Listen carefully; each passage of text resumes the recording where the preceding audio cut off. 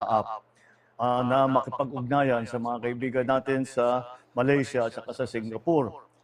Dahil ang mga pag-aari ng helicopter at saka eroplano ay mukhang doon tinatago ni Saldico.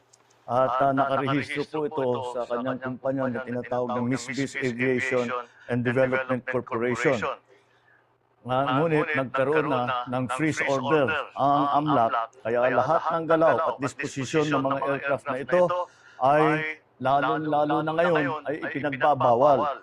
Dahil kailangan natin ipalaman sa lahat ng mga pugante, hindi pwedeng gamitin ang mga ari-arian na galing sa kaban ng bayan na tinakaw ninyo para tumakas o umiwas sa batas. You cannot steal from Filipino people and expect to hide or fly away on your private jets. You have the money to run, but you cannot outrun the Republic of the Philippines.